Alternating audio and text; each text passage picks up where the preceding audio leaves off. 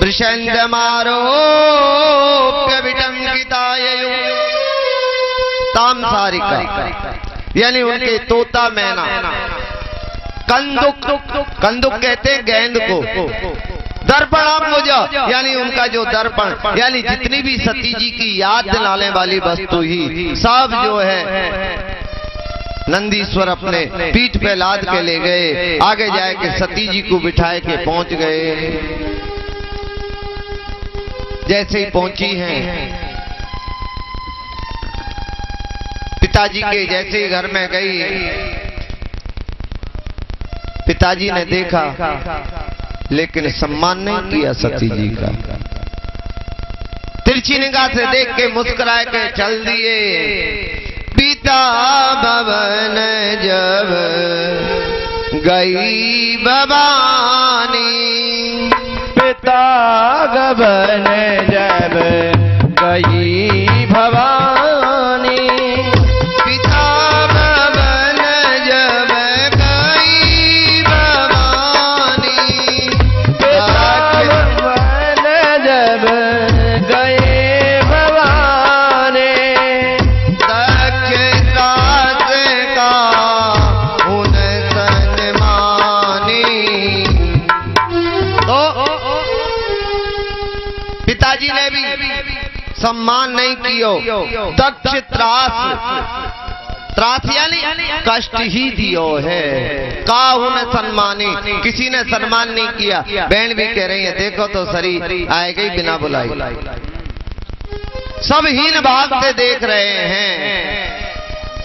केवल एक हृदय से अगर उनका सत्कार किया है, आत्मा से यदि उनका अगर अभिवादन किया है, तो उस पूरे यज्ञ में परिवार में एक ही जीव ऐसा था।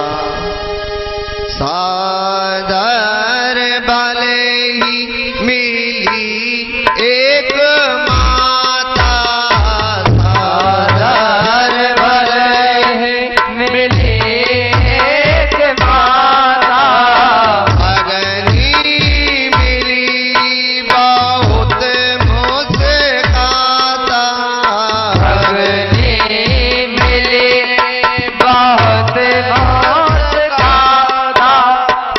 केवल माता ने सम्मान किया है। कह रही कोई बात नहीं बेटा, तेरे पिता की तो बुद्धि खराब है गई है, अहंकार में चूर रहे। कोई बात नहीं बेटा, तेने अच्छो कियो। इनने तो नहीं बुलाई, लेकिन कोई बात नहीं बेटी, अच्छी बात है। तू अपने बाप की बात रखवे के ताई बिना बुलाई आई। और भगनी मिली बहुत मुस्काता। ये बहन जो मिली है ना, सब हंस हंस के मिल रही है, यानी खिल्ली उड़ा रही है। सती जी समझ गई। अब तो सती जी सबसे मिलकर के जाए के पहुंच गई। और जो यज्ञशाला में देखो तो क्या देखो, बोले महाराज सबको भाग है, केवल भोले बाबा को भाग नहीं है। अरे सती जी ऐसे नहीं गई। सती जी जानती ही शिक्षा दे रही हैं कि यदि पिता भी पति का अपमान करे तो उस शरीर को पिता के सामने नष्ट कर देना जरूरी है, लेकिन पति का अपमान सहना जरूरी नहीं। बोलो राधे राधे।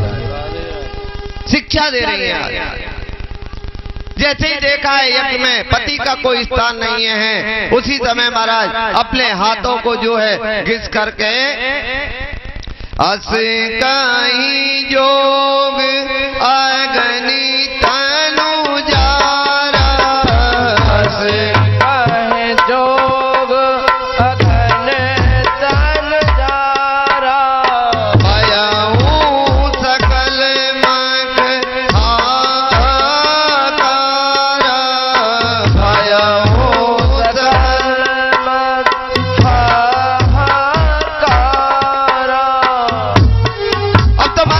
योग अग्नि के द्वारा, क्रोध के द्वारा महाराज हाथों को घर्षण करके उनमें चिंगारी उत्पन्न करके जो शरीर पे घुमायो है, योग अग्नि में सबरो शरीर जल के गोविंदाय नमो नमः। अब तो जैसे ही सती जी ने अपने शरीर को त्यागो है, अब तो ये भगवान के गणों को गुस्सा आ गई। नारद जी ने जाए के भोले बाबा से कही, बोले प्रभु सती जी शरीर त्याग दियो। भोले बाबा कहने लगे, बोले ये तो होना ही था। क्यों होना था? रामचरित में आपने देखा है, एक बार संशय हो गया था ना सती जी को। बोले प्रभु ये आपके आराध्य? बोले हाँ। तो भोले बाबा से निगाह चुराए के गई, राम जी की परीक्षा ले और सीता जी का रूप धारण कर लियो। राम जी कहवे लगे, विपिन अकेले फिरऊं कही हेतु। सीधा कहा, अरे माता जी आप भोले बाबा को छोड़ के अकेली कैसे आ गई इस वन में? सती जी का सारा रूप स्वरूप सबरी परीक्षा लेवो, धरो को धरो रह गयो। जाए के भोले बाबा से कहवे लगे, क्यों देवी कहाँ गई?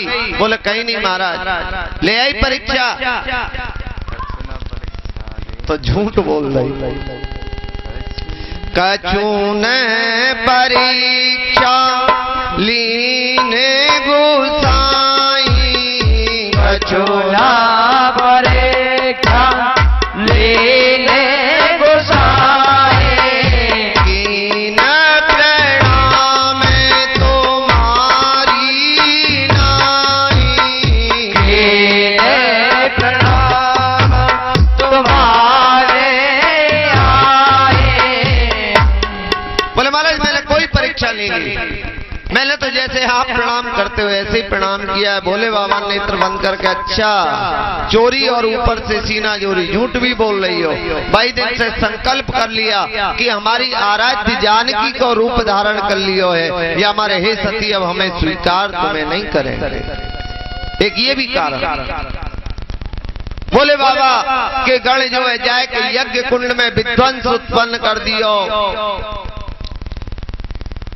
नारद जी ने कही, भोले बाबा समाधि में बैठे हैं। अब तो महाराज ये ऋषि ने जो है दक्षिणाग्नि में जो आहुति दी है, अब यहाँ में से बहुत भयंकर गण पैदा हो गए। सबने ये गण को मार करके वापस भेज दिए। जैसे ही वापस गए हैं, भोले बाबा से कहवे लगे, बाबा नहीं तो आज तक ऐसी कभी मार लगी और न आज से पहले कभी ऐसी हार हुई। अपनी धर्म पत्नी सती जी का शरीर त्याग हो गया, गुस्सा नहीं आया, लेकिन भक्त के ऊपर कष्ट आया। बाबा भोले को गुस्सा आ गया, सर में से एक जटा उखाड़ के जो जमीन में पटकी है, उसी समय जो है महाराज विकराल रूप से जो है वीरभद्र प्रकट गए। बोलिए वीरभद्र भगवान की जय। जैसे ये वीरभद्र प्रकट हुए हैं, भोले बाबा ने कही, जाओ जाकर के दक्ष के यज्ञ को विध्वंस करो। ये वीरभद्र चलो है महाराज, ये वीरभद्र साधारण नहीं है। या के कान जो है ऐसे हैं जैसे पर्वतों की गुफाएं, या के विशाल पैर।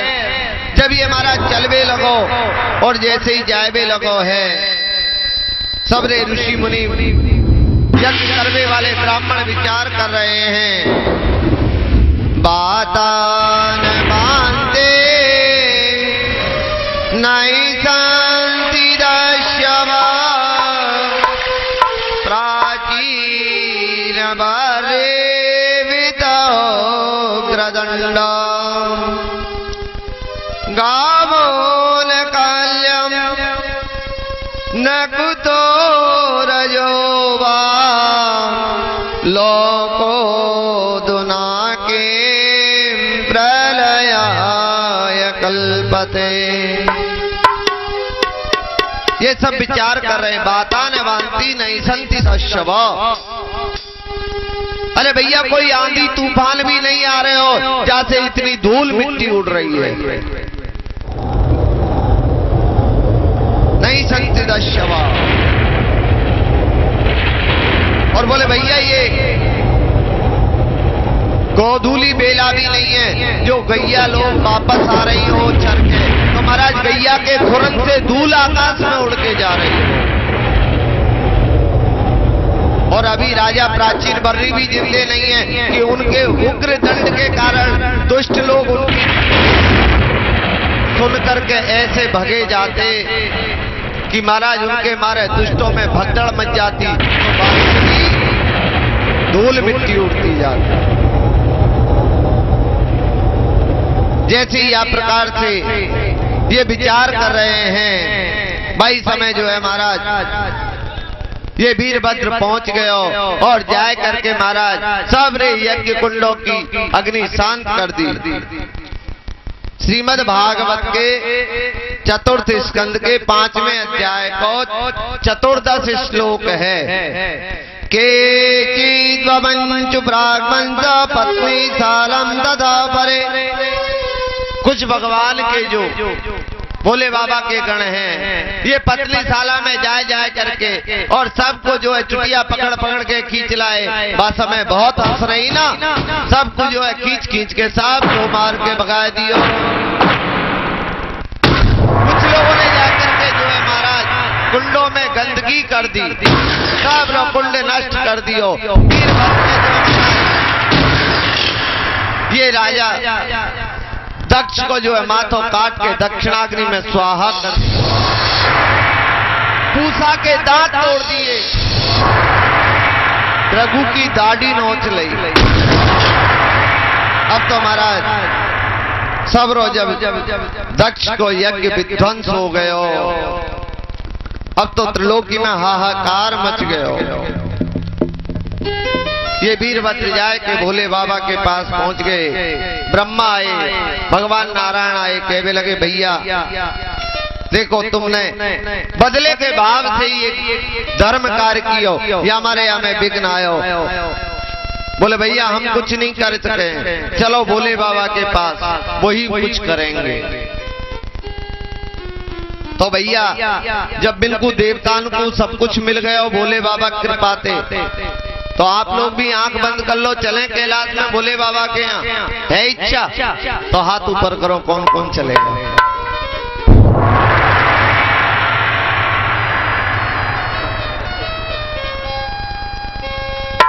ठीक है चलो, लेकिन आंख बंद कर लो, पहली शर्त। और दूसरी शर्त, ताली बजाते हुए भगवान का नाम उच्चारण करो।